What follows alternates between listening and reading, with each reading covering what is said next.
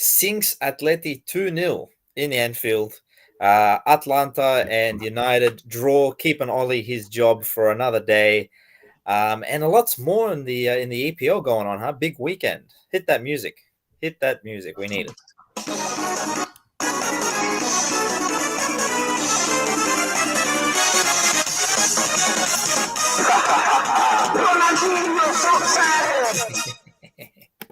Terrific stuff. How you doing, bro? You good? I'm a-okay. I'm happier now that Conte is back. Yes, very nice. Very nice. I No was just more Nuno no goals. yeah, I'm watching. It's hilarious how different the same exact set of players can look under a different coach. You just in case you missed it, just watch the Tottenham and Vitesse highlights and night and day, night and Night day. and day. Night and day. Granted, it's Still 4 minutes. yeah, and look, hey, still a little testy, you know? Yeah, look, bro, the guy Those those waters were rough. yeah, it's still testy, but like, look, the fact that he's got essentially no additions to the team. He hasn't he hasn't promoted anyone from the youth team up into the team to say, oh, this guy was a key difference maker. Yep. But yeah, they remarkably look better. They look like they know how to score, which is something they haven't looked like. Well, first of all, I think it looks like they want to score, which is Yeah, they one also of the want to play. biggest differences. Play. Yeah, because like it was, both in the sense of like the players seeming dejected. You had Harry Kane looking like he couldn't be fucked. Son, I wouldn't say he looked dejected, but he just wasn't his own, vibrant self. I'd say get into a groove. Yeah, couldn't get into a groove, which is probably more like the fault of the system than it is fault of his mentality. But overall, the team, just the way that they played under Nuno was this sort of, I don't know, like laissez-faire approach to wanting to score a goal, because the amount of time they spent in the final third for opponents was up there in the league. Actually, the amount of times they got into the final third is up there in the league. I think it's in the top 10. It's just didn't care enough to want to score a goal. Now, obviously, obviously, it's not them not wanting to score. It's just like there wasn't any sort of patterns of play seemingly drawn up to take something from these opportunities they were getting in the final third. It was just like, hey, you know what, lads? I'm gonna coach you up until the final third, and then there it's optional. There it's it's freestyle, bro. Freestyle. However you want to go from there, it's an art form. Look, go for it. Look, we're gonna get into Spurs and Everton later on, which will give us a chance to talk about Conte and his fabulous. I love his hair because it's so clearly not his. You know what makes me laugh about it looks that? Very good.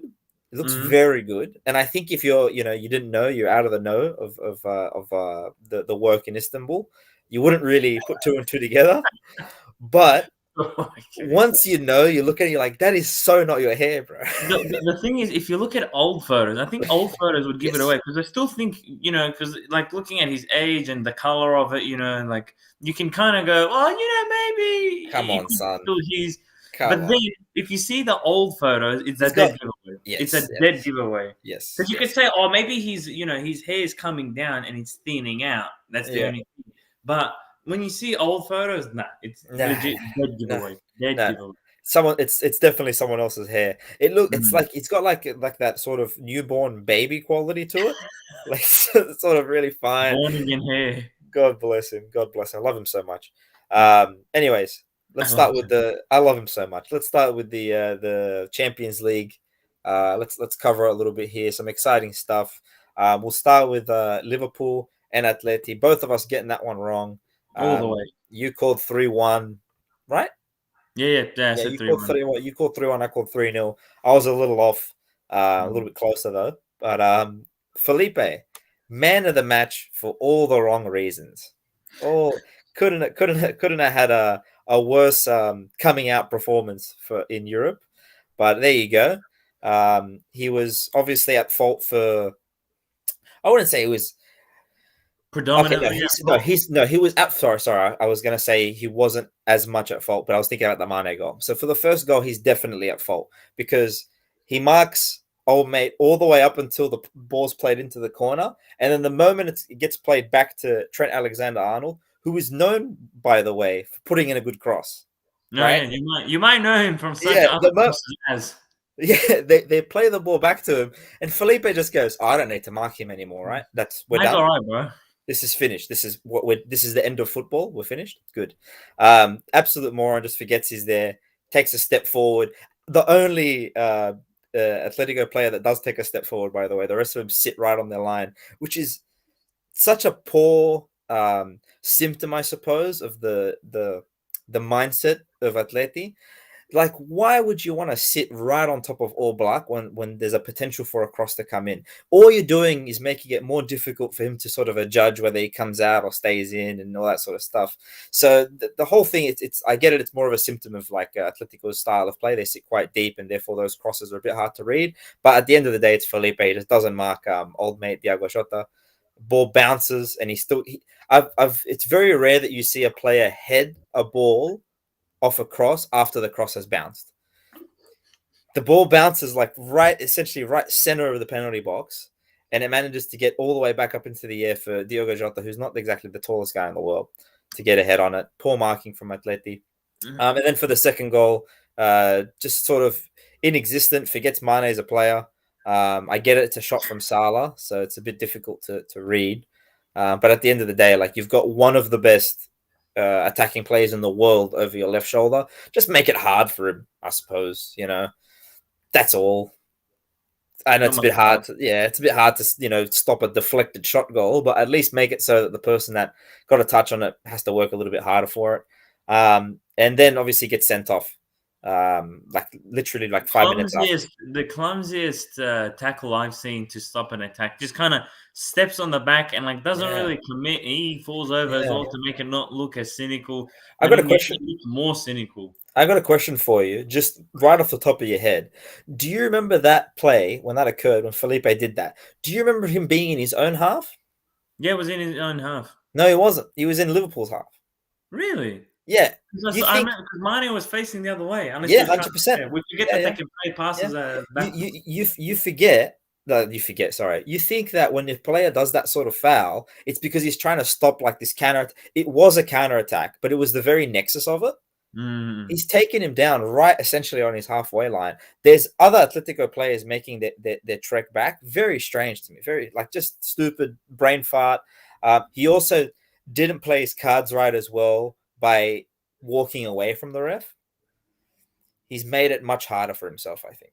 I never got that walking away thing because it's just delaying the inevitable. Like you know you're getting the he's already got the card in his hand or he's in Yeah, his pocket yeah. already. Come on, Like man. you're just walking and walking and walking. You're just giving him more reason because he's like, well, now it's a little bit. Now It's it's turning into descent. exactly plus 5% foul for dissent. You know, he was probably trying to pull that old FIFA 95 trick where you just keep No, running we away from run the ref and around. he Yeah, can't yeah. guard you. He just gives up eventually. But no, terrible stuff. I think it was more like it's the for a guy playing in a Cholo Simeone team, it's like the worst trifecta of things you could do. You know, Mm. you don't track a man, you don't work hard enough on defense, and then you lose your head in a defensive situation all within 30 minutes. Like, just terrible, terrible performance for him. Trifecta. Yeah, the trifecta. But I don't know. For me, it felt like it was maybe just too much, too quickly for Atleti. 2 goals, man down, much Mm. better side. Liverpool's a tremendous team. Yeah, really quickly end up 2 goals and a man down. It's very hard for them Mm. to turn that Mm. around. They weren't able to get back into the game like they did last time because they went down quick in the in the reverse fixture, but they just weren't able to. They were able to get back into that one. And I think it was the penalty first, or a bit of conjecture when they won when they lost at home, Athletic. But this Yeah. time around, they just never looked in it. They never moved. No. Um, I would say though that especially after they went a man down, it quickly became a game where they needed Griezmann. mm, mm, Because Suarez is one of those strikers where when he's in the right moment at the right time, he's very worth having on the pitch. But when you're a man down and you need everyone to work that extra bit harder, and you've already got someone who's a bit pedestrian, you're playing with 9 all of a sudden, you know. mm, So they mm. really, really missed having Griezmann. I also thought that it was just too easy for Van Dijk and Matip to track him. Not Matip. Was it Matip that played, or was it I'm John not too Matip? sure. I think it was John Matip. I'd say so. Yeah. Yeah, but it was just too easy for them to track him. A lot of the thing that Suarez can do for Atleti is he's sort of provided that that outlet where you can just pump a ball. Jesus Christ, you can pump a ball. What's it called? He's just confirming there. It was Joel Matip. Appreciate the fact check. Thank you Thanks, very much. team. I cannot open another tab while I'm on the stream because I will freeze everything. So if I get things wrong, I can't fact check myself. That's all right. Um, You're after the fact. but yeah, with Suarez, they were able to. Normally, they've been able to pump a ball onto him, and he's been able to bring it down, bring other players into the game. But there was just none of that at all for him. I don't think they even played him a ball, to be honest, No, because of no, how well marked he barely, was. I mean, it barely was any just service. yeah. But I honestly think it's probably more of a symptom of the fact that he can't get space rather than it is them not trying to find him or not having the ability Yeah, to. you just can't You get know, that separation because anymore, and you can't create yeah, it. no. After you ping that one ball to him and Van Dijk calmly just nods it over him and continues on to the play. And the risk is that every time you play a long ball and Van Dijk intercepts, it's not like any other standard centre back where he intercepts it and he plays it to the fullback and you move on. Normally, when he makes an interception, he's playing a killer pass right back. So it's one step forward and then ping it yeah, out wide. yeah. So it's very hard to take that risk against a team like Liverpool who has those sort of centre backs that can be dynamic and start counter straight away. I just think, and you could see it on Simeone's face. There wasn't really a way out for him at all. Like normally when teams play and have a poor performance, so to speak, we can sort of say, oh, they could have pulled this string or that one. But I don't. What would you have done if you were Cholo in that Nothing, case? because you don't have the personnel to execute it unless you tell them you go counter what Simeone is about and Yeah. completely throw caution to the wind and just say, look, boys, just throw everything at them and see what sticks. Potentially either get another goal scored on you or get the score blown out. But yeah, you just have to make Liverpool uncomfortable. You have to Yep. constantly deny them space and access. And Cholo's team at the moment isn't the one that to do that. They weren't denying space. They were man down, and then they just didn't have an outlet to really. It was just really walking into a buzzsaw once they Yeah. went to a man down. Ah, very Unlucky. very sad for them. I mean, they've gone a man down twice in these games. I feel now it's very sus for them getting out of the group. This group isn't easy.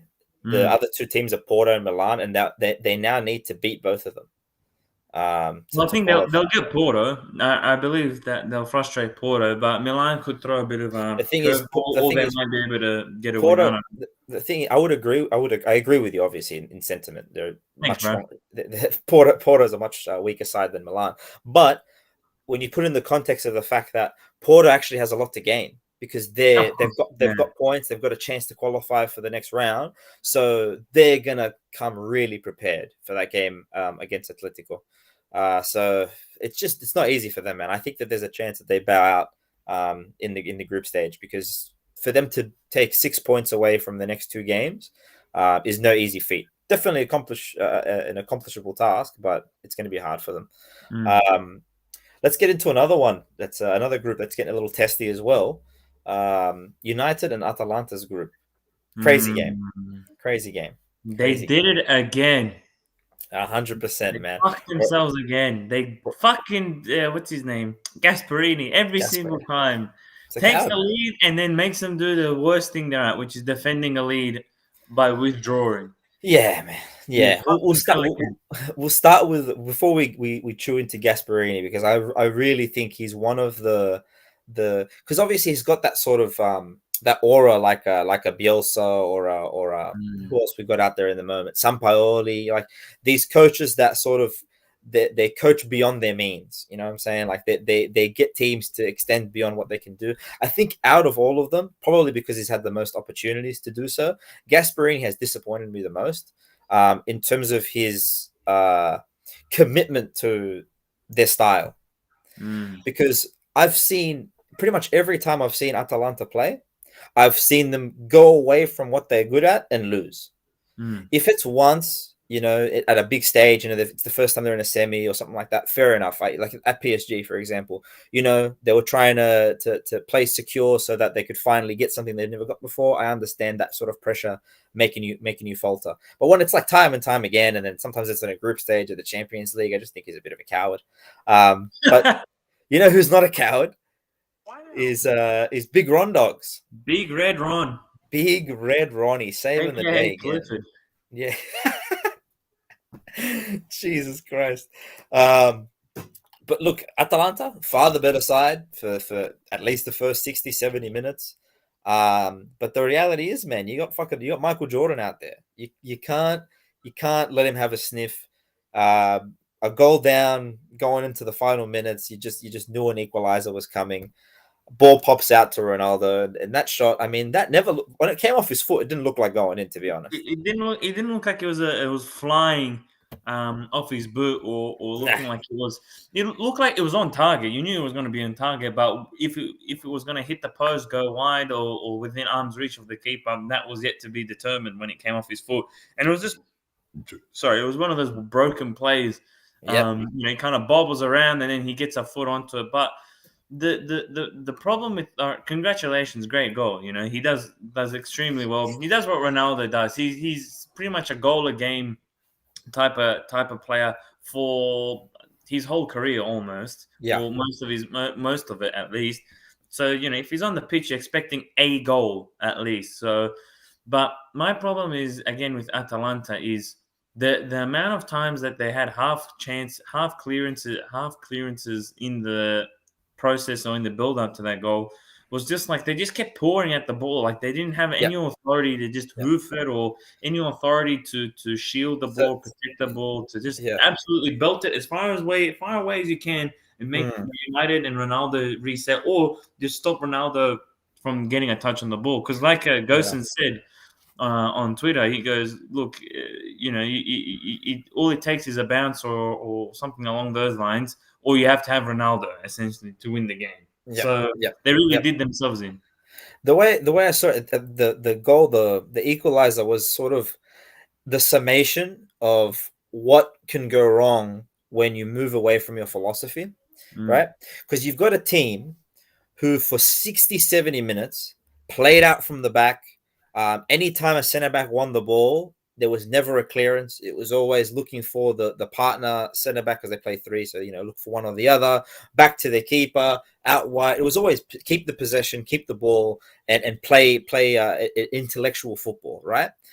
When you grab those same players and say, look, what I want you to do is I want you to scrap and panic for the last 20 minutes of the game, you're setting yourself up for this sort of thing to happen. Because had this exact chance occurred in the first 10 minutes of the game, those three Atalanta players that sprint in with their heads off trying to clear it, none of them do that. They either wait, tackle simply, or when they do win the ball, they play it out to the side. You had three players take massive swings at the ball to clear it. None of those guys would have done that in the first half. They would have looked to play to the side. They would have looked to try to keep possession. Now you could say, oh, but that's, there's a chance that they get intercepted or something like that. But that's how they play. They're good at that. They're Live good. by the gun, die by the gun. Exactly. They're good at playing when they do win the ball, play it to the side. They're good at taking that risk. They've done it for 70 minutes. We've not seen Ronaldo or Rashford or one of the other attacking players nick the ball off any of the Atalanta players. That's just not happened. And they're not going to press you. That's the thing as well. They're not a pressing team. Exactly. But what does play into their favor is if you start getting really skittish and diving at the ball and trying to clear it 50 times, right? If one of those fucking Atalanta players had a bit of a head on his shoulders and put his foot on the ball and turned around and played it back to their keeper or sideways to a fullback, right? But the thing is that they weren't hoofing it in the first half. They're not those types of defenders. They're not good at that, right? So asking them to do that in the last 20 minutes of the game when they're under the most pressure is going to bring this result that we got. A poor execution of it. And like you're saying, they fail to attempt to clear it and it lands at Ronaldo's feet. If they weren't doing that, if they were all playing of the same mindset of like, we're not going to clear it, we're just going to play sideways or whatever, you don't have players diving in like that. You don't dive in like that to then play it sideways. You play you stay on your feet, you keep your head about you, and you keep your defense in structure. You don't flop around like that. It was sort of like the perfect way to summarize what can happen when you move away from your philosophy. It doesn't always necessarily need to mean when you panic. Yeah, it doesn't necessarily need to mean like, oh, we've moved away from our philosophy, therefore we don't score goals. It can also mean that change in mindset changes how you approach situations. It changes what you do when you're under pressure, right? Your decision making changes.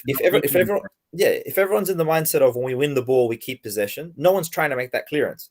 right? Everyone's operating on muscle memory. Move into position. Move Move into here. position, Move all then. good. But if you've suddenly gone from, I'm a calm defender, I'm a ball playing defender to, okay, these last 20 minutes, I'm going to be John Terry, right? And you've never been John Terry in your life, you're most likely going to be shit at being John Terry.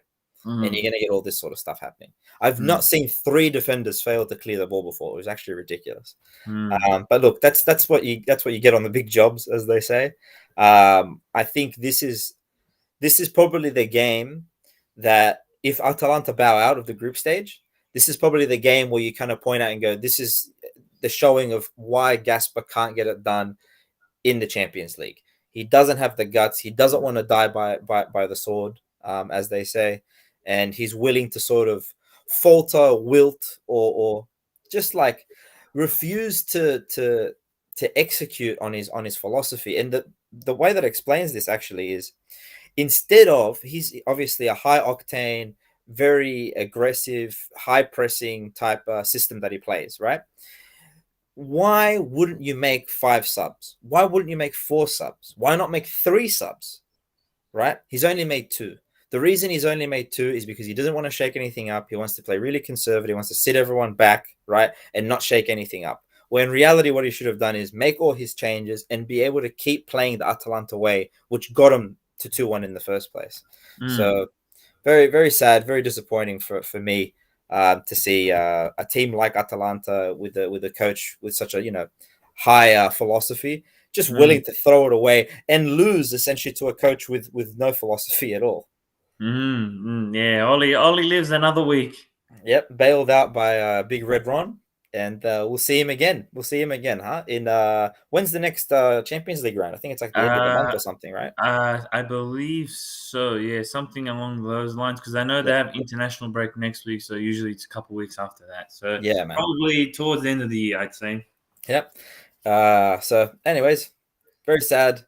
Upsetting for I can't Atalanta. believe the 2 people that keep getting away with this is fucking Ronaldo and Ollie. Like Yeah, man. they just keep getting away with this shit. I I don't know, believe it. bro. I I can't know. understand. I can't Like understand. I honestly thought coming up against Atalanta, they played a certain way the first game. They essentially did the same thing again, right? They went away from their philosophy the first game. I thought Gasperini would come in and say, "Look, this United side, they're under pressure. We Ole's under clearly have pressure. them. Yeah, we have them. Let's go out there and run them off the field. Let's do Run them off the 90 field. minutes of what we do best and Let's just go through the middle. Let's make them kill nervous. them. They don't deal with pressure well. They're Kill not them. going to press us back. Just fucking Exactly. run right through Exactly. them. Instead, it's as if Ollie called them before and he said, you know what I would really appreciate is if you could not make any changes and leave your exhausted midfield out there to make my lackadaisical, relaxed, complacent midfielders look much better. And he did exactly that. Tremendous stuff from him. 4D chess from Ollie. I love it. Let's get into Leipzig versus PSG just quickly because it was a very high octane game. Obviously, 4 goals in it, 2 pens, 1 missed, Yes. 1 scored. Some great young talents in it. Nkunku, I think, is just a tremendous player. You very rarely see someone with link up play, dribbling, all that sort of stuff. Plus, throw in for some reason a poacher's goal instinct. Like very strange player and a very odd skill set. I would love to see him play in a Pep Guardiola or a Klopp system where they play with a false 9 because I think he's just got the perfect skill set for it. He loses his head a bit, but that's all right. Like a bit of passion. Yeah, but PSG, man, still struggling to play, bro. Like they're a team. And you can't even blame it on Messi because he wasn't at this game. He didn't play, so it's like, what can you do? What do you do? You know, like, Well, yeah. To be honest, the blame for this game squarely sits on two sets of shoulders here. You've got Mbappe who didn't take his chances. Look, call it an off day, call it what you want. He just didn't. He didn't convert. He had many chances, didn't convert. And then Presnel and Kimpembe just absolutely stinker. Like just lacks that awareness. We've talked about him before. Just doesn't have that defensive awareness where he realizes, oh shit, this guy's here, or cover the pass before it even happens. Like deny the angle. He's just uses his athleticism, and look, if he's got a plentiful amount of it, fair enough. I understand, but you're not the up and coming product anymore. You are the starting the pairing to, along Marquinhos. You to have to be fucking offer something. Yes, I agree. I agree. I think the sometimes your athleticism can hurt you though, because if it was, let's say, I don't know, who's got absolutely no vertical. Um, I feel Thiago like Silva these days. yeah, it's true, but that's a bit hard on him because he's like 30 something. But like, let's go with like a bit of a younger player. Fucking what's his name? I don't think he's even much younger than Thiago Silva. Phil Jones, absolutely no vertical. Every time he tries to jump, he falls over. But if Phil Jones was going up for that header instead of Presnel Kimpembe, he wouldn't have got to it, but it wouldn't have been a pen simply because he wouldn't have had the vertical to get that high. Kimpembe got Mm. practically over in Kunku, which was the crazy thing, right? So it's like, look, if you're going to rely on your athleticism to get you places, if you don't read the game properly, you're going to end up overreaching and you're going to commit a foul like this that really not many players in the world can commit because they don't have the physical ability to. So it can work against him. The other thing, though, is I just like how this round sort of summed up the all nightmare defensive pairing of Presnel Kimpembe and Maguire. Because Mm. imagine having those two performances we saw from them in the same team on the same night.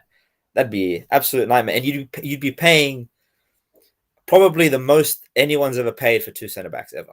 In a weird world or in a weird timeline, Real Madrid sold Varane to PSG, Yeah, and Presnel Kimpembe ended up in Man United. terrifying, terrifying, terrifying stuff. There's a timeline there we could figure out, but Awful. Um, the other thing I wanted to cover from the game was that, and we spoke about it last time we covered Red Bull. The way that they're playing is surprising, not because it's pressing and all that sort of stuff. That's the Red Bull way, it seems, and they did that a lot again under Nagelsmann. But when you have a coach that's so, I don't know, groundbreaking or innovative as Nagelsmann, you sort of expect no matter what, you're gonna have a bit of a slump after they're mm, gone. You know what I mean? mm, Like you're gonna mm. get either whether it's the players feeling dejected because their leader is left, or the fact that you're gonna get someone in who's not gonna have the same sort of tactical outview. But the reality is that this fella's doing a great job with the team. Well, Go ahead. the thing is, and even before Nagelsmann, right, the head architect of the whole Red Bull soccer project, Salzburg, the Brazilian one, New York, all that, the chief architect is Ralph Ragnick, right? Yeah. Um, Okay. and he was the preeminent guy to bring pressing into the German game, right? And there was if you've read the Football Pyramid, you probably have read this as well, but he essentially in the book explains how he went on talk shows to explain pressing and his philosophy and his idea, and he was laughed at. Whereas Mm, now Klopp, which is of a similar ilk, same sort of philosophy, is now lauded as a. So maybe it's mm, a maybe a difference in personality that kind of stops that. But he was the first guy, the really really early stages, maybe around the 90s, where mm. he came to the forefront and said, "Look, German football needs to change. We're not playing sweeper stopper anymore. We're not doing flat back fours or anything Yeah. like that. We need pressing. You need to minimize space, and you need to deny opportunity for people to play their normal. You need to take them out of their comfort zone and win the ball back." So him being the head architect or like I think director of football, whatever the title he has in that Red Bull Leipzig team, it shows throughout the other teams. You've got Salzburg doing the same thing because Jesse Marsh was in the New York Red Bulls, I believe. Okay. He worked his way from there to Salzburg to now at the big So he's dog. well bedded in the system. He's well Very well bedded, bedded and in the the guy's system. been doing it from day dot. So they all Yeah. have the similar. And court look, as much as you want to shit on Red Bull for buying a franchise and taking it to the top and being the anti, I guess the capitalist, the new form of football, right, where money talks and you can buy a club and create a whole new set of rules and history and all that. Mm. You cannot deny that they haven't created a whole line of fast, frenetic, modern football where it's about pressing and creating a channel and like a almost like a conveyor belt of talent because you've got the likes Yeah. of Haaland, you've had the likes of now Nkuku, you've got some of the guys like Werner who were Yeah. picked up Yeah. Yeah. early. Yeah. Granted, they were And bought there's early. and there's tons coming up. We just spoke about 100%. You've Nkunku. got There's Karim look, Adeyemi. Yeah, Yeah, like Conrad Lima, yeah, Upamecano, like yeah, they're all come. Even Naby Keita, yeah, Naby Keita. No, is it Naby Keita? Yeah, Naby Keita from Liverpool. Same thing from even Konate. They all yeah. came through that Red Bull conveyor Channel. belt. Yeah, Yeah, exactly. Clearly Nagelsmann was prior, but without Ralph Ragnick's influence early on in the stage, he doesn't become, I guess, he doesn't identify with that philosophy. And he worked closely with Ragnick as well in his mm, early days as as an understudy and kind of learning during the acquirement of his badges, his coaching badges. So it goes to show that when you create a system, you're able to create a process of continuity between yeah. managerial changes. So you get rid of who was before Nagelsmann. I'm trying to remember at Red Bull. I want to say it was Ralph Hasenhuttl, but I could be remembering the timeline wrong. There might have been someone in between. But you have guys like Hasenhuttl. You can see now at Southampton pressing. Exactly. Nagelsmann obviously an outlier, but of the same ilk and same philosophy pressing. You've got Jesse Marsh who's run up through all the Red Bull teams doing the same philosophy and pressing. So when you see them, I think Marsh is more of the extreme side of things in terms of pressing because sometimes it does. It's not always the most organized press, and in attack it does Yeah, a bit to be desired. But when you press that high and you create that intensity, you're bound to create a chance from a mistake or misjudgment on the opponent's side. So you will score eventually, but you will leave yourself. Look, they put three past Man City, though they did exactly. concede six. They Yeah, did put three past Man City, which is a tight defense. One of the best defenses numerically in terms of goals conceded in Europe. So you cannot deny the fact that that Jesse Marsh doesn't know what he's doing. Yes, the results aren't to be desired, but you have to say that maybe if he tweaks a few things there or here, it's a good outcome. Tangent yeah. over. No, for sure. No, I think it's you have to give it to him because I get like he's embedded in the system. He's come all the way through all those channels, but I just think no matter what, when a coach that young makes that big of an impact like Mm. Nagelsmann and goes to such a large club at Bayern Munich and he has the cult of personality and he's different, he's got an identity, he's got a bit of fame to him, let's say, it's always going to be big shoes to fill. And the fact that he's come in, being able to do it, got some cool results, put some big teams under some pressure. The other thing as well, which I think is very important, the young players are still performing. I Mm-hmm. normally see, and I think it's a bit easier in this sort of system, but a lot of the time when coaches swap and there's a carousel, the young players hurt the most because Mm-hmm. there's obviously the least knowledge about them. They're least bedded into the team and all that sort of stuff. I know this is not a great example because everyone in Red Bull is young. So Mm-hmm. just playing 11 players Very means young you're team. committing You're to right. Yeah. youth. Yeah. But I was still worried, is Nkunku going to be as impactful? Are players like Conrad Lima and stuff like that going to start to look to other pastures and that now? But seems not. Seems like they're here to stay. It's cool that they're able to bring another coach in that obviously has the philosophy, but is able to also execute on it. Mm. Let's get into the Premier League. Start doing a bit of a preview. We got the big one, the The Manchester Derby, the big Kahuna, the big fish. the big fish. Um, Obviously, still hot on the presses is Liverpool thrashing United 5-0. Will United cop another barrage here? That is a question. Look, I don't think the win is.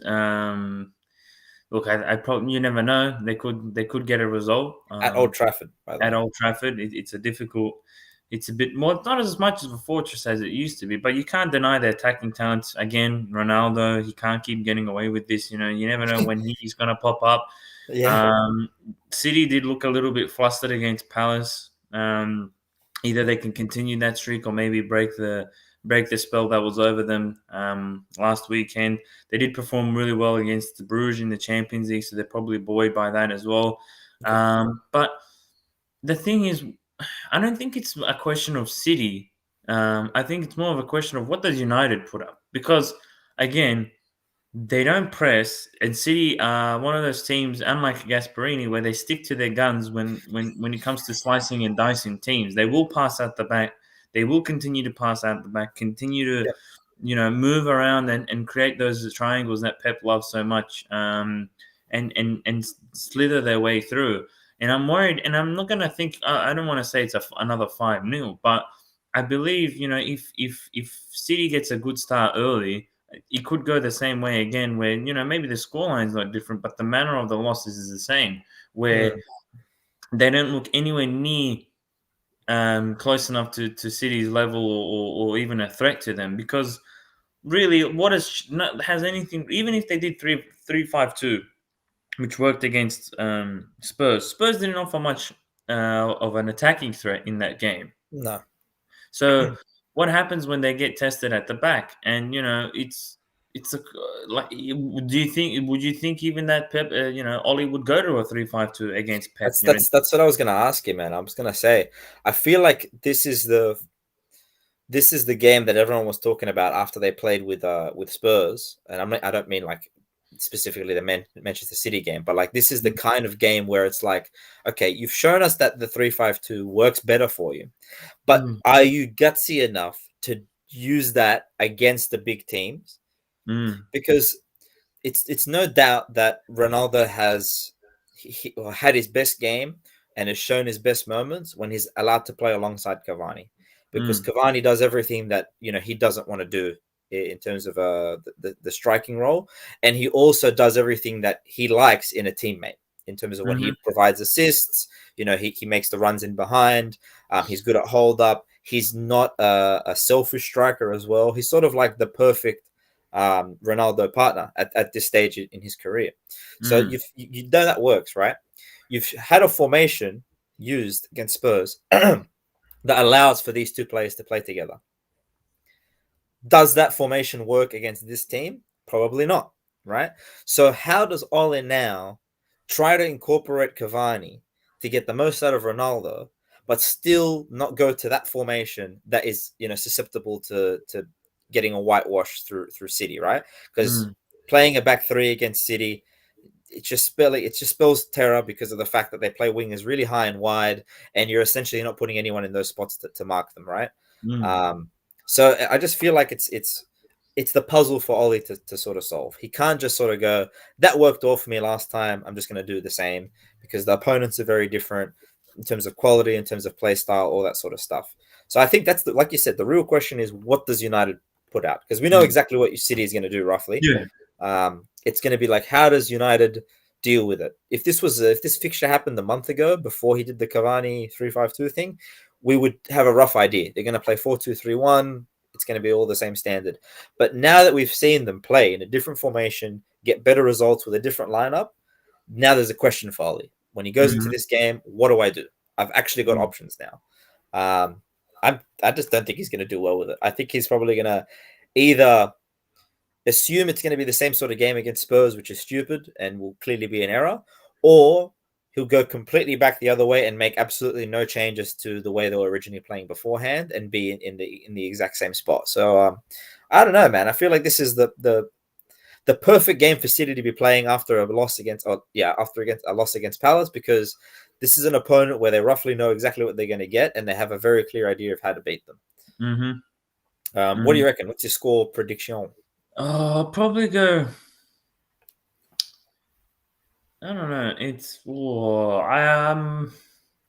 Maybe a 3-1 or a 2-1. I think Ronaldo will get on the score sheet, or someone will get a lucky bounce come their way.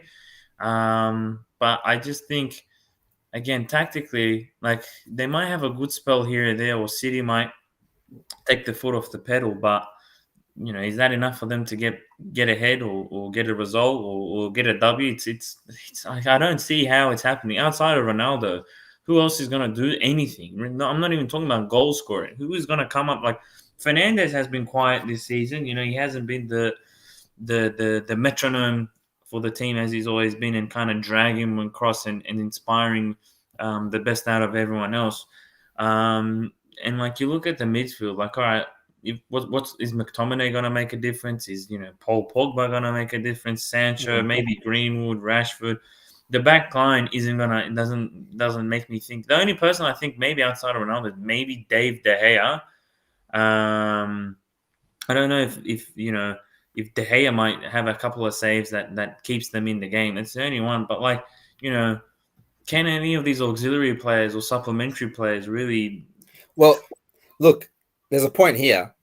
Greenwood was doing bits for Man U before Ronnie showed up. The thing is Mm, that he's not going to play.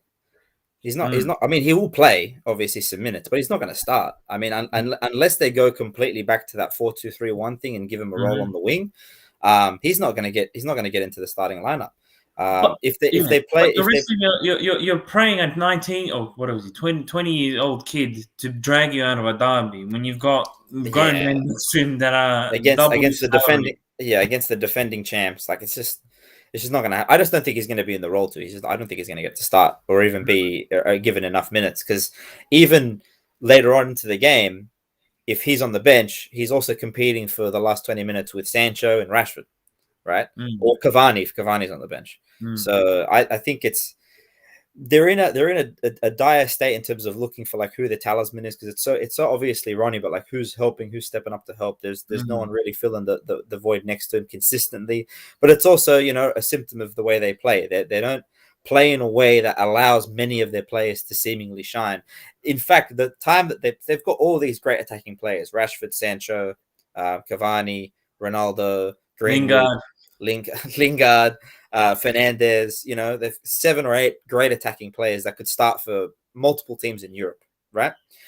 Their best game came when they used the least amount of those players. They only used Mm, 2. mm, 5, no, more. 3, 4, 5, 6, 7 defenders, 7 defensive players, right? With 3 attacking players against Spurs. That mm, was their best game, right? How can we count on players like Greenwood, Sancho, Rashford when they don't play? They're not even available in the best sort of 11 that they can put out there at the moment. mm. So when you say who's going to get them something other than Ronaldo, my answer to you is no one because they're not given a platform to. Yeah, they The won't have only time. specifically against Spurs, right? There was only 2 players available to score goals in that game, Cavani and Ronaldo, right? It's going to be much the same in this game, and more so if they keep Cavani on the bench and go to like a 4-2-3-1. Mm. Very, very suspect game. I think 3-1 is a fair score line. Chat, if you got a score prediction, throw it up now. Put your money where your mouth is, huh? And Put you in there. Everton versus Spurs. Conte's back, baby. First game in the Prem for Conte. Against I guess a bit of a tricky one. Yeah. Benitez, well organized. Yep. They're on a bit of a skid at the moment. Uh-huh. Um, but look, still wary. Benitez is no slouch himself. It's this one. I'm very curious to see what both managers do because Benitez has to obviously try and find a way back in and back on form. He's missing his best players, but and Conte's coming to town, so all eyes will be on him. So he'd probably have an eye on going, man, maybe look, I don't have anything to lose, I don't have anything to win. Or actually, no, I don't have anything to lose and plenty to win if it works out. So, he could maybe he's the guy to welcome back Conte and stifle him because he can set up his teams to really be a Yeah. difficult team to break down. They're at And home Conte, too. yeah, and Conte doesn't really have his preferred pieces there. He's inheriting a whole I guess a hodgepodge of 3 managers. Mm. Um, ideas and wishes put together, and he has to figure it out. And as we started at the top saying, oh well, look, he looks great against Vitesse. They scored. They did concede 2 clumsy goals, Yes. and it's Vitesse. It's conference. It's the UEFA Conference League. It's not like you're like look no. Everton isn't even in the Conference League for starters, but Yeah. it's it's an interesting game because it could. I don't want to say it's a banana skin for Conte, but It could be. it, it Could be. could be just because our expectations are so high of him. Yeah. Yeah. He's come Yeah. off the back of a title at Chelsea. He's come back off the title with Yeah. Inter, Yeah. I think the thing with particularly with Conte's style coming to Spurs is that he's asking players that aren't comfortable doing certain things to obviously start doing them. Like there's footage of him yelling at Eric Dyer to start playing the ball out from the back and that sort of thing. Mm, Eric Dyer's got a big head, but in there is not a whole lot. Is not a whole lot of football IQ. He's a good defender. He's good on the ball in the same way that I would say that Maguire is good on the ball. Right? They've got decent touch for the fact that they're built like fridges, but they're no Van Dykes. Like they're not Mm, no vision. Like, that's not really there for him. Less so for Eric Dyer than Maguire. But maybe that's something we could see play into this sort of game where what Conte expects out of these players, what he wants out of these players is a bit further away than what they actually can give at this stage in time. And mm, that gap is where we see maybe, Everton presses Maguire, Eric Dyer off the ball. They can see it that way. Maybe it's a bit of, they're not dropping back into to cover the spaces behind the back three quick enough. They can see it that way. Stuff like that. I can see that sort of rearing its head where there's growing pains of the manager trying to figure out his team, because of all coaches to kind of go up against, Benitez is one to try and attack those sorts of weaknesses. He's going to know. For example, if they're giving the ball to Eric Dyer to play out a lot, he's going to send players to press him because he knows he's mm, not that great on the ball. Whereas, going up against a less astute manager, you don't have to worry about those sorts of adjustments. What I want to call out, though, for Spurs is that they've got a really good chance here, because if they win, and they get favorable results elsewhere, they can pop right up to fifth from ninth, mm, right? mm. Which would be great for Conte to start his reign off already right there, battling into the top four, especially when a team like West Ham is holding that fourth spot, or Mm. third spot, actually, no, fourth spot. So Fourth it ball. makes it very realistic for them to sort of get back in. I feel like it could very quickly, if they win this and they end up fifth at the end of the weekend, it could very quickly get everyone in Spurs to go, oh, hold on, it's not sort We're of not that all. far off. Yeah, we're not that far off. It's not all is lost. We're just building for next season. It's actually, Mm. this season the short term goals are actually still achievable, and Conte is obviously going to be pushing them for it. So I think it could be a very nice turning point for Spurs, but at the same time, it's they're away to Everton, good coach, solid team, desperate for a win because they've I think they've got only 4 points from their last 5 games, Yeah. so they're going to be looking for it. I think it's going to be a good game. Very good Mm. game. What do you reckon score wise? What do you got?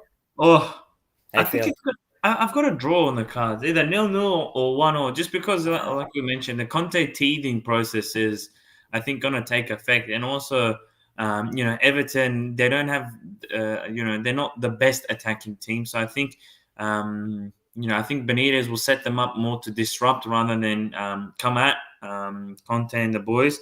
And it's something that Conte strives for, which is counter-attacking football. So if Yes. you deny him that opportunity, it'll be interesting to see how they react, because they're not used to Conte. His instructions, maybe, who knows? He hasn't even identified his favorites yet, so he doesn't know what the best lineup is or anything like that. Maybe he has an early indicator just based off training in the game against Vitesse, but I think it could be a nil, or just while everything kind of figures itself out and Everton becomes a bit of a stubborn mule to break down. So I'm going to say 0-0. That's fair. Nil all. I can see that happening. I'm gonna say I like the draw though, but I'm gonna go with a win for Conte and Spurs. Even Ooh. though for me logically, I think it's probably gonna be a draw. Just Mm, given the way Benitez will go into his that sort of narrative of what does Conte do when he comes up against a team that doesn't allow him to counterattack, because they never put themselves in the position to be countered. mm, Um, that sort of puzzle piece is one of the harder ones to figure out as a counter-attacking coach. Is like, okay, when I can't go to plan A, how do I build slowly? How to create chances in the final mm, third at a mm, stalemate? They've got mm, players to do that. You've got Endon Bailey, you've got Harry Kane, who are kind of good in that sort of position, but it's not Conte's sort of strong suit. So maybe it takes him a bit to mm, sort of adjust to that, and they don't really mm, create those sort of chances today. mm. But still, that being said, I reckon 2-0 for Yeah. for Spurs. Yeah, he hasn't figured out a plan A, so it'll be interesting to see if he can come up with a plan B Yeah, of some sort. exactly. Liverpool West Ham. Very nice game. Second versus fourth. How about that for West Ham? But a very Uh-huh. big test. A very big test. Um, Obviously, Liverpool probably the most informed team in Europe at the moment. Uh-huh. Um, some of the arguably some of the best players in the world on that team. But a win here for West Ham, it galvanizes their confidence. It gets them believing, I suppose, that they can sort of stay in the position they've got at the moment. But what do you reckon? How you feeling about this one?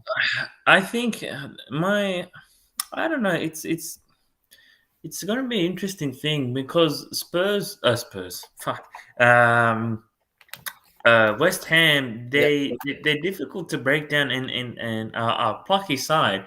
You Yes. know, I think my only concern is that they'll get overrun because they're not, I guess, the most, I guess, mobile or uh, athletic team in the sense of they've got runners for days. If Declan Rice starts to get overwhelmed in the midfield, which could definitely happen, Yes. and if they start getting overrun and overmanned in certain positions, it could get ugly. But I don't think that the quality is too far off. I think if they continue to be as organized as they have been and strong on the counter and be able to get the ball to Antonio as best as they can, then I don't think they're very much out of the game. It's just whether they can stay in the game long enough to frustrate Liverpool and get a goal, or get a couple of bounces their way and take an early Yeah. lead or something like that. It's Yeah. just I think it'll be a bit of a game of attrition for them because I think they'll need to stay in that first half. They need to really stay strong and stay compact to really throw Liverpool off their rhythm because they operate in pace and space. So if you Mm. give them both, if you can afford them both, then that's not then you're already on the back foot. But if you can deny and frustrate and stay compact, you're within a stone's throw because they'll start committing more forward. And if you deny the cross balls if you make it difficult for Van Dijk, then you're in with a chance. But again, can they stack up for quality? That's the one thing. Yeah. I think it's for West Ham. Obviously, the key thing is for them to stay in it because you look at Liverpool's last 5 games. I feel like they've scored a goal or two in the first 20 minutes of each and Exactly. every game. Mm. They need to make sure they keep a clean sheet for at least the first half, stay in it, right? Make it hard for Liverpool. And I feel like at the same time, outside of that sort of team effort of keeping a clean sheet, outside of that, it really comes down to individual performances. If Declan Rice can play as he's played in every other game leading up to this, be the metronome for them, start attacks for them. He's not been dispossessed in several games now, right? I think this could be the kind of game where he loses that sort of streak. And also conversely, Antonio, if he can make it hard for Van Dijk, if he can win that battle, which I think is very hard to against Van Dijk these days, but if he can get some sort of advantage over him at a couple points in the game, that's where we'll see West Ham be able to stay in it, because that's all West Ham's game at the moment, really. It's Declan Rice being able to spray the ball out, keep possession, keep the team ticking over, and it's Mikel Antonio being able to beat his markup or get the most of his matchup, right? Those are two areas that Liverpool are very strong in. They've obviously got Van Dijk, tremendous centre back, and they've got a very hard-working, resourceful midfield that doesn't really rely on one guy to stop one guy. They'll that trio will work together to freeze a key player out of a game, and they've really only got one focus in Declan Rice this game. So I think it's going to be one of those ones where if West Ham win, it's because they kept a clean sheet, right? But also because Declan Rice and what's his name, Antonio, or maybe Suchek, have a tremendous game. I Mm. really doubt we're going to see West Ham 1-0 because they dominated possession and suddenly everyone played great football. It's going Mm. to be because they stayed in it, and Declan Rice, Antonio, Suchek, the key players, really step up and have a great game. A bit like Brighton, because Brighton were pretty much dead and gone. They were down 3-0 within the first half. The third goal gets ruled out. They get a couple of bounces. They get a counter, go their way, and suddenly it's 2-2. So if they can kind of follow that blueprint, Yeah. and stay close enough, they're within a chance. But What do you we'll see got? how What it do you goes. got? What's your score? I'm gonna go Liverpool, but the score is hard to predict. I'm probably gonna go 2-1. I think 2-1 sounds Mm. about right. Let me have a look. Are they in? They're at Anfield. Man, 2-1 sounds too good. I'm gonna go 2-1 as well. I think that's on Yeah, point. I yeah. I think think that's on point. yeah. I I think that yeah. I think it's not. I don't think West Ham will go goalless. But I just don't think they'll have enough firepower or be able to, you know, um, keep Salah away from the goal. Oh, for sure. All right, let's do a quick rundown of the hot goss and funnies. We're running a bit tight to time. Let's Uh, Hot goss, Chavi.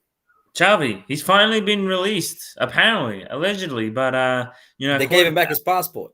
yeah, they gave him back his passport the old Qatari way. But look, allegedly, the fee was 5 million.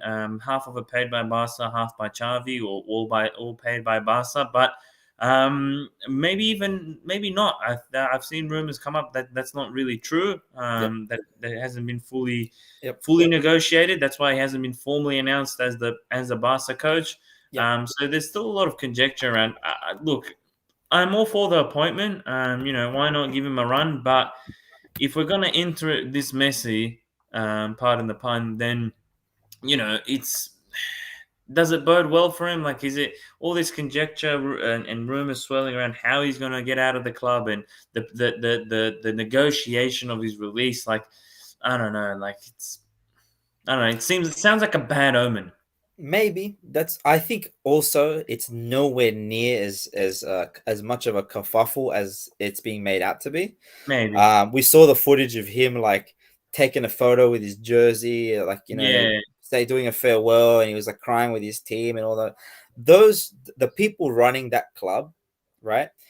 They're some of the richest people in the world, Mm, obviously, and they're also constantly dealing with egos and megalomaniacs because that's their peers, right? mm, If those guys really wanted to stall and slow this deal, they wouldn't have any of those things occur. So yeah. what I think it is, I think it's disinformation being spilled out. The reality is that where do you ever see a coach go from one team that he's currently coaching, separate and move to another club in the span of 2 weeks? That doesn't happen. It's only been 2 weeks. I think it's just being made of a lot bigger. They're trying to create this sort of media circus around Xavi going there because it would be way less interesting if it was like the actual story, which is, hey, obviously the only person we're considering at this point is Xavi. We've brought in an interim coach who can Mm, comfortably do the job for the next 2-3 months. mm, Xavi will be here when he gets here. He's currently at a club. We're negotiating his release. That's not. There's no story there, right? mm. It's much more story if you do this whole thing where they don't want him to leave. Laporta has to travel to Saudi Arabia himself to make the deal. Like they're doing this whole thing. I don't think it's happening. They, He doesn't get that lovely teary eyed farewell with his team if these guys don't want him to. Like he's not, if they really want to freeze him out and make this really hard, they'd put him off in some hotel far away from his team and make it impossible for him to sort of get closure. mm, So mm. I don't see it. I That's think fair. that being said, though, I'm not saying it's not a bad omen because the reality is he's going into an absolute clusterfuck at Yeah, Barcelona. he's a firefighter. So no matter how nice and how peaceful his move there is, that doesn't sort of fix the situation he's going into. Nope. Yeah. So Xavi the firefighter, God bless him. Hopefully he does well, but not really teeing up to be a good time so Yeah, far. yeah. I don't know what's gonna happen, but look, we'll see what happens when he gets on the pitch and when he actually starts, coaching from the sideline. So we'll see Yeah. how that goes. Another bit of disinformation, potential disinformation, bit of fake news, if you will. The Portuguese public service. I don't know if it's a media outlet or what it does exactly, but apparently they're suggesting that the Ballon d'Or has already been done. Messi was notified that he's won, and he'll be there in Paris. I think it's November 27 or December 27. I can't remember, or something like that. And he'll be there at the gala to collect his award and do the little show and dance. Yeah, apparently, yeah, that's the leak. Messi's won his seventh, I think, Yep. Ballon d'Or. Yep. It's hard to say he hasn't deserved it. He's got the highest statistics in terms of attackers and midfielders, and he's up there in terms of goals and assists as well as the underlying numbers there. He wins his first piece of international silverware with his national team, so it's you know, I think as much as Lewandowski has been snubbed for the mhm, 2020 Ballon d'Or, mhm, I think unless you're counting both years together, like if it's under the same scope, he just doesn't have a claim for it. No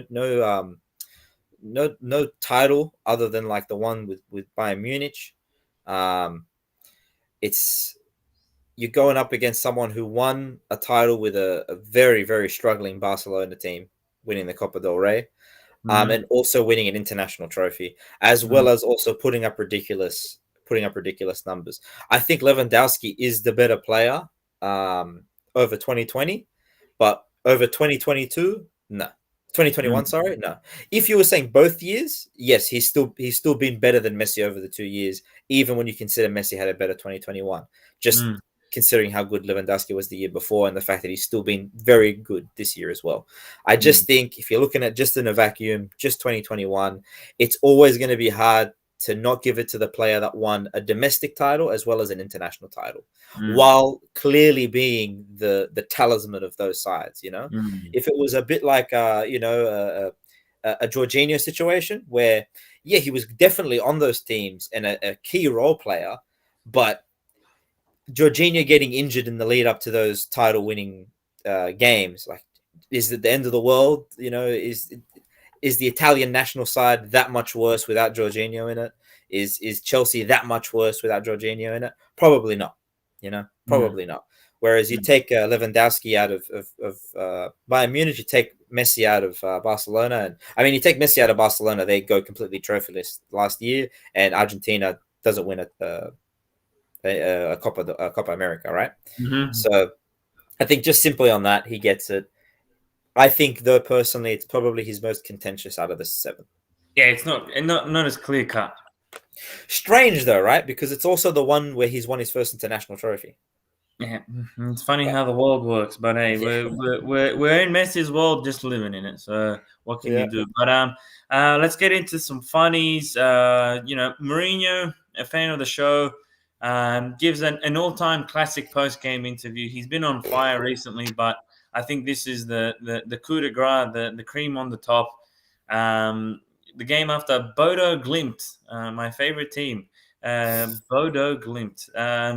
2-2, the game finishes. They bring their A team this side and still, aren't able. And at home, Roma, they can't get the result against the Munos. But Mourinho thinks it's there could have been a better job done by the referees. He gets asked what he thinks of the result. He says the referees they make these decisions and ruin the games, but they don't talk. Reporter asks him what went wrong. He goes, "Well, did you watch the game? What did you think the referee missed? Did you watch the game?" And my favorite part is you tell when he tries to get the journalist to tell him what he saw, and the journalist just shuffling the deck of cards, of excuses, just going, "I didn't see it. I didn't watch the game. I'm just a journalist." When he gets asked, "Did you see it on the tiny screen?" He goes, "No, but I want to hear it from you." Like, it's just absolute bait being thrown out. Just yeah. He's been bothered from you. Mourinho has, like, he's really copped it the last 3 weeks, 4 weeks. I'm not Mm, saying deservedly or undeservedly, but you can see why there's ire, because he's had the sending offs, the poor calls in the games themselves, and then losing to a minnow. Personally, I think out of all the games so far, this was the least impacted by the refs. mm. But it's sort of been the crescendo of, like, the narrative has been building for him these last couple of weeks, is that the refs hate him. Yeah. Well, the thing is, imagine having a ref that's suspended after your game for on his next assignment. Like, that's how poorly he did. So, like, it's It's there's mm, reason, but it's also Mourinho. Like, yeah. these, he's right, garbage, but it's just so strange that somehow these things always seem to rotate around him. You know what I mean? Like, he has like some sort of gravitational pull for malarkey in the game. It just all comes around him for some reason. Gravitational pull for Mourinho, the Malaki man. But speaking of absolute malarkey, and we'll wrap it up on this point. Famous Dortmund on loan centre back Marin Prongacic. Imagine being Slav and still being difficult to pronounce. He was on a Twitch stream with a friend, and he just spilt the beans. So he just went on an Oh, absolute tear. Mind you, he was exiled from Wolfsburg, and he's now on loan at Dortmund, just as cover. So he leaks that Haaland will be out for 6 to 8 weeks, even though no one actually put a timeline on it. No. He divulges how long his loan is for and what the option to buy is. He shits on his. I guess they are still his current employers. They are. Are you talking about Wolfsburg? Yeah, Wolfsburg. They are Yeah, they current are. They are. employers. Because they would be paying a bit of his wage still. Yeah, he's still technically contracted to them. And he talks about how they freezed him out of the squad, how he wished he not assaulted, but more so just tackled or studs hit Mark Van Bommel with two studs because of his disdain for him. The sport he snitches on the sporting director going to a the sporting director snitches on Marin. Where was he doing this? He was doing an interview, On but Twitch, yeah, on just what? on On Twitch. Twitch, straight up, just doing a On Twitch Twitch. stream, Yeah, just getting like us. Jesus Christ. We should probably You're on hit the him up. wrong Twitch stream. Wrong Be like, Twitch. hey, bro, hit us up if you want to talk some shit. Yeah, if you want to You want to talk some shit? I got a place. I got a place. I know a guy, but yeah, the director kind of snitches on him, saying he went to a party in March that was obviously under lockdown conditions at the time in Munich, so he goes against that. He kind of talks about that situation there. And that's probably he thinks that's what kind of led to the exile. He also talks about Dortmund's tactics. They'll be playing three at the back now. Also talks about Matt Hummels having a degenerative knee problem that gets worse and worse as the years roll on. Shits on Dortmund. He's really because he's on loan there.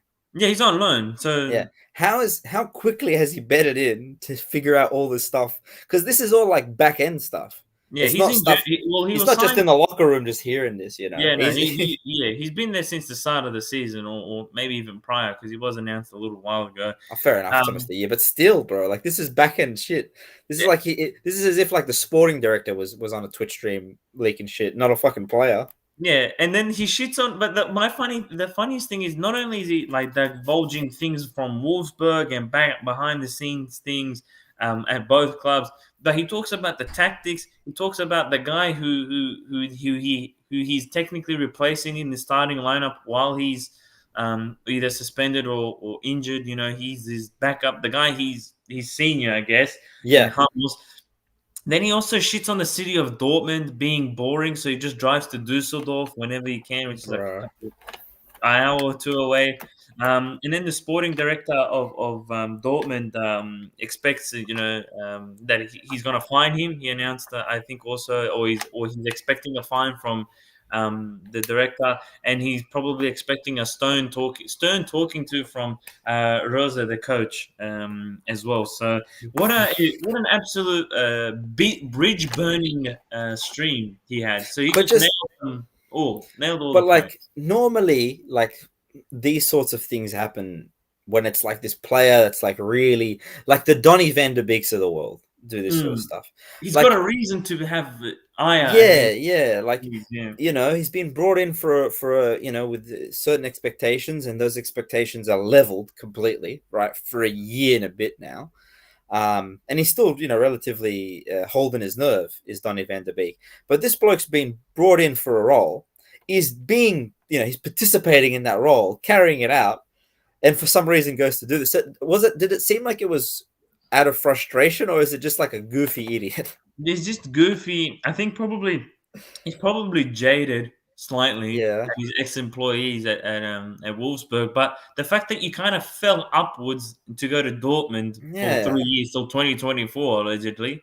If they keep him around for that long, and a team that like will definitely have spots open up that he would like to take advantage of. Oh, of course. For example, like Mats Hummels with his degenerative knee, like he's burned bridges, but like normally people burn bridges after they've crossed them.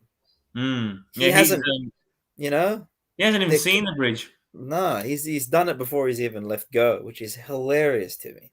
What a maniac. And he's not even a star player. Like he's just a squad player, essentially. I really do like this new thing coming out of players doing themselves in on Twitch. Like you had James Rodriguez when he was like, I don't know who we're playing next, when he was at Everton. Yeah, like I love that shit. I'm so glad that starts happening now. God bless. All righty, well, look, let's wrap it up there. Follow us on the socials at Last Goal Wins Pod on Twitter, at Last Goal Wins Pod _ on Instagram, at Last Goal Wins Podcast on Facebook. Catch the replay on Spotify. It's on YouTube now as well. You can't escape it.